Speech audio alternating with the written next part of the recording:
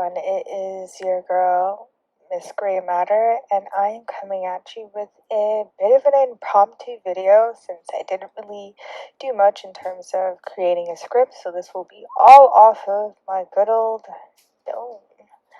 The topic, however, will be about one that has been on my mind due to a recent experience I have had, and if I've experienced this, unfortunately, I feel others may have. So enough of the preamble. The topic is about how people that try to help you when you are experiencing homelessness and are on the midway point of trying to get out of it, how although they may be well intentioned, um, the help that they give can be insulting. Um, rather than helpful, if at all. And so, what brought this on was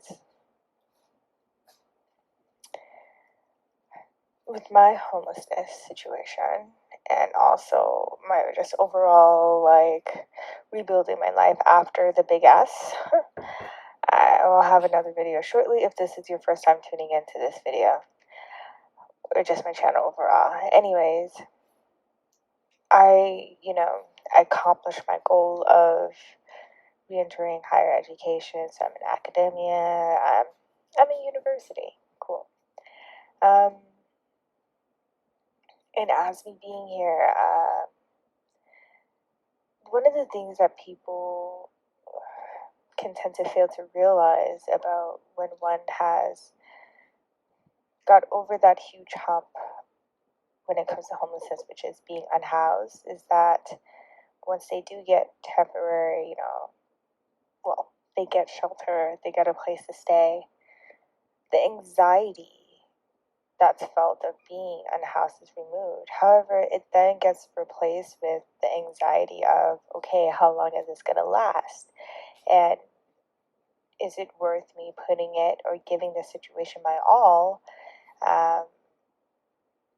And it actually be fruitful, or will it all be for naught at the end of the day? Since, I tried my best to, stay afloat and stay stable financially. So, and look, it still didn't stop me from being unhoused or being homeless and experiencing all of this. So, will this just happen again? There is that mindset. At least that's the mindset that I had, and I currently have in this situation. So, through the university that I have, that I'm enrolled in, I did utilize the resources available to me. So I went and I went to the counselor. I went to the legal assistance unit to address some other things that I experienced and took place while on this journey. And with the counselor realm, I'm sharing the impact that homelessness has had on me mentally, emotionally, and so forth, and this continuous fear that I have aforementioned about, although I have housing now, I am afraid that I will lose it. I am afraid because I still am struggling to gain reemployment. And keeping in mind that as of this video and when it is going to be aired, this is like the month of May 2024 year. So as of this month and year, the job market is still just subpar. Abysmal. It's abysmal. Okay, let's just keep it real. It is abysmal. And was one of those unfortunate people that went into tech. I did gain some flourish, but my networking skill just wasn't top notch. So BB went under, and pushed out, and trying to do the whole diversity hire thing, trying to pigeonhole me into that realm, even though I sure showed the acuity. You know what? Stop. We are divesting from the main topic. So, anyways, so that took place. As in me going to counseling to get some assistance and helping me with that so that I can focus on my studies and actually come out with at least a decent to, if not high par, GPA and pass on my classes.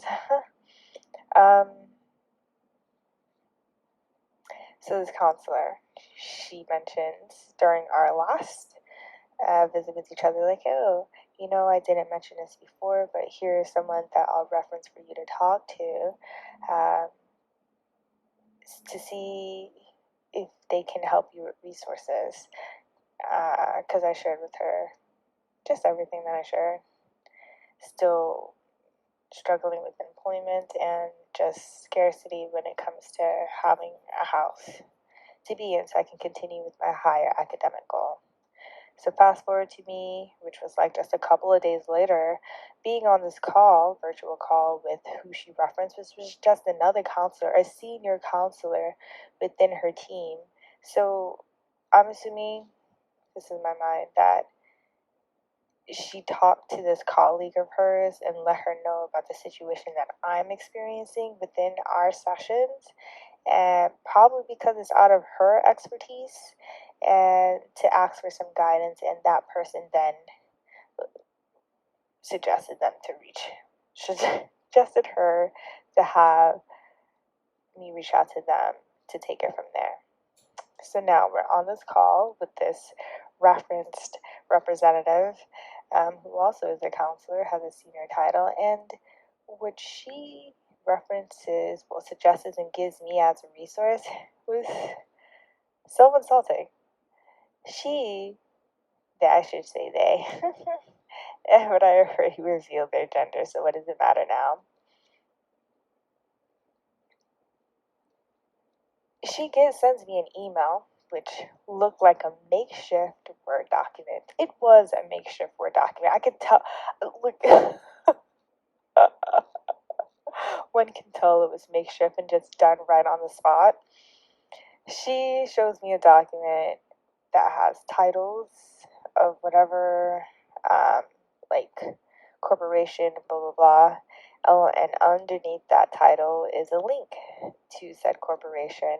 And the document consisted of shelters one can go to which, I mean, if you're homeless, you're exposing or aware of what is out there in terms of shelters and so forth. So that, as well as, get this, you know, uh, a link to a staffing agency, an employment staffing agency. Who can't stumble upon a staffing agency after just one quick Google search?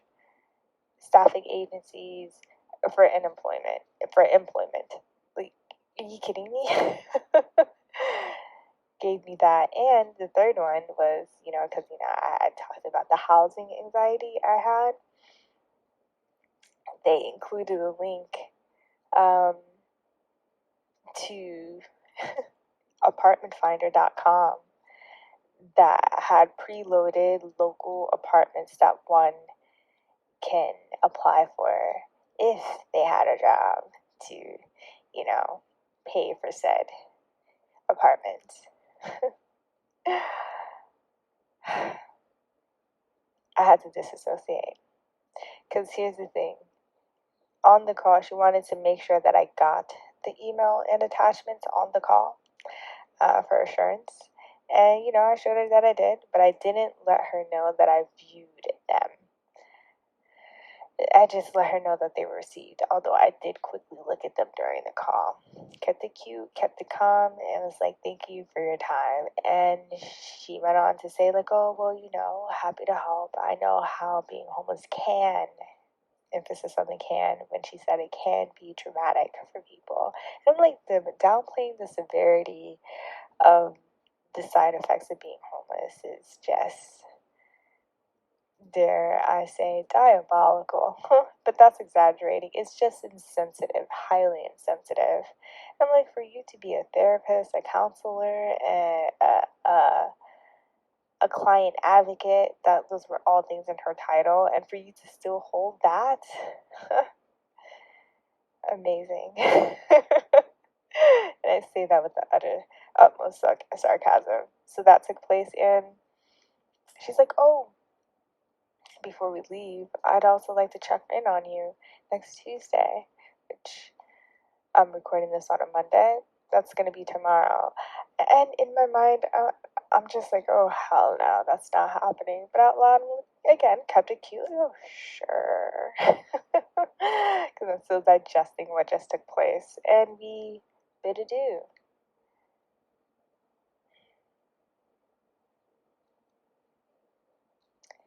So I couldn't really dip into at that present time how I felt about it all, aside from just what a waste of my goddamn time. And my body is so intuitive because it knows, I realize it knows when something is just going to be annoying and just going to cause us an unnecessary frustration. I say, because I realize that whenever something isn't going to be a good opportunity, my body doesn't allow me to be punctual to said opportunity that arises. And people listening to this could be like, oh, that just sounds like a very cute and clever explanation to dismiss not being punctual. Oh no, baby, I am very punctual. I can be punctual. I'll be on time to things, sure. Maybe 5 minutes late on rare occasions, but maybe we're punctual. I've gotten out of my own way a very long time ago in my just adolescence, well, going into adulthood, to get over that very bad conditioned behavior of being late to things, thanks to my mother. So we're good there. But anyways, so I just should have known by that. And I realized even with going to these appointments with the counselor, it was the same thing. I couldn't make it to it on time, despite always waking up earlier. And when I say earlier, I mean 2 to 3 hours ahead of set appointment time. And I still would make it there late. And it's because it wasn't doing anything for me, aside from giving me some catharsis. But even that felt uncomfortable to do. It's like I would feel more comfortable journaling what's taking place rather than talking to someone else who I can see just doesn't get it.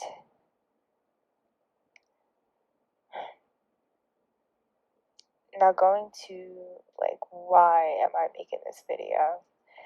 I shared my anecdotal experience that led to the title of this video. Now here is my motivation for others who have experienced this, which is, in essence, when you are experiencing homelessness or going through that shift within your homelessness to housing stability journey, you will come across people who may mean well in terms of wanting to give you a place of comfort and that space to, vent. And due to their ignorance around it all, despite them most likely being in a warehouse where, figuratively speaking, where they should be equipped with the tools to address it properly, they still fail. Or, I guess to put it more softly, they come up short. And this can be damaging to us experiencing this, because it can make us feel like we're having our emotions and what we're experiencing be downplayed, making it seem like it's all our fault. And if we could just put more effort into it, try a bit harder, then it would all go away. It would be easily resolved. It's due to our inability to hustle harder. And if you minced at the word hustle, good. That was a very good reaction, because all too much in this capitalist society, and I'm in the South, we are pushed to work ourselves to the bone. And when we work ourselves to the bone and feel that fatigue still isn't enough to justify or warrant having a break. That just means you haven't worked hard enough, because you can feel the fatigue. How dare you feel that fatigue? You need to go more. You have to work so hard, grind so hard, that you don't feel anything, that you don't have time, better yet, to feel anything.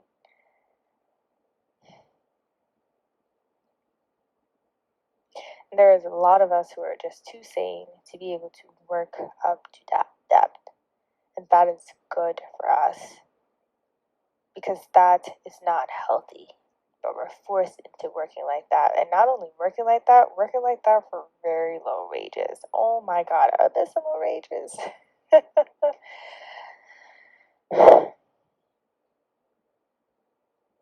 And never mind those people that try to lure you into those quick cash grab schemes to financial stability, such as just become a realtor.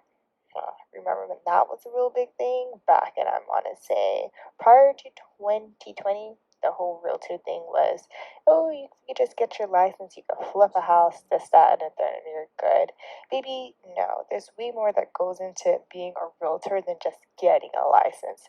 No one's going to want to do business with someone who just has a license. You need more credentials than just a license or a certification, baby. And if you do have that, that must mean you have some good ass connections lined up thereafter to help smooth that over, or prior work experience. And most people who are going for the certification do not have that. Okay? So, and that just segues to the other thing, just the importance of higher education. You have people who dissuade you from needing that, and it still is a stable gateway to higher income or more stability, especially if you're on your way to get that and you already have prior work experience to help leverage that degree that you're getting. You're golden, babes, you're golden. Because then it's just all coming down to how do you market yourself, which we're all capable of doing. We all have that ability to do. But that again is going off topic. Going back to the main topic, of people just downplaying you in your situation, just like what happened in mine, it'll make you feel justifiably angry and bitter. Feel it, but do not hold on to it. Let it go. It does not serve us. We already have enough going on as it is that occupy our mental and emotional space that we cannot hold permanent space for that as well. We have to stick to the goal, which is getting to our definition, and we all will have our own definition of what financial stability is, as well as just housing stability.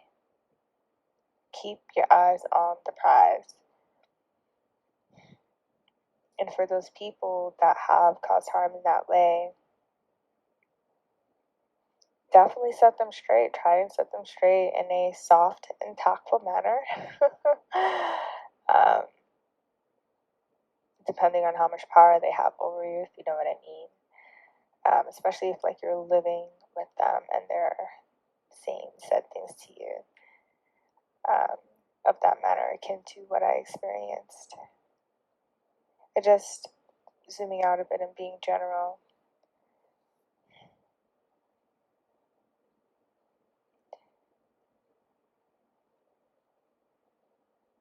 You may have to, at least I realize, just like with this situation, it's like people won't get it. You will have to look within and turn on that savvy mindset of yours, to which if you survived up until now, baby, you got that savviness to you, okay? You got it. Probably just being very humble with it, but you got it. Turn on that savvy mindset and do your best to see, zoom out, and think about, okay, what other resources can I utilize that have worked up until now that I can tap back into, but just in a different way, different matter, different angle? Or what else is from there? Don't give up. Don't give in to the despair or the hopelessness. You got this far. You're almost there to your finish line. Keep those in mind. That is what I am keeping in mind. And currently, right now, I thankfully have been able to continue being housed. So I'm very thankful for that. Definitely grateful. I said that like 3 times now. We get it. When it comes to me coming back to that counselor, I don't think I will. It's just, I think this will be our conclusionary meet, and I'll share why, potentially. Let's see. And when it comes to that lady that wants to follow up, that senior counselor, I think I will just go ahead and send her a very cute email. letting her know why I do not want to meet up with her again and how it is I took the information, I say in quotations, that she shared, in hopes that she does not cause harm like that to anybody else that experiences the same situation.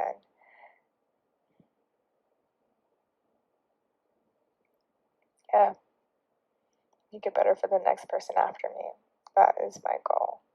And with this channel, my goal will be through sharing my experience through homelessness to being housed and my financial stability journey,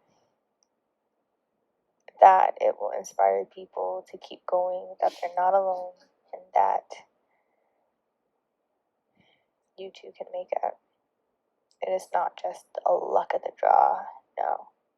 We gotta keep being steadfast, keep being perseverant and resilient, while allowing ourselves the space when we can to lean into our softness, feel how we feel, etc., etc., and that balance for you will waver and look different. Okay, that is all I have to say. Keep your head up. Your story matters. Feel free to share your story, where you're at in your journey. And if you have experienced something like what I shared, in the comment section below. If you are watching this on, well, listening to this on YouTube, and if it is on my Spotify, I think there's like a comment box there. Just review me, and stay tuned. All right, Miss Gray Matter out.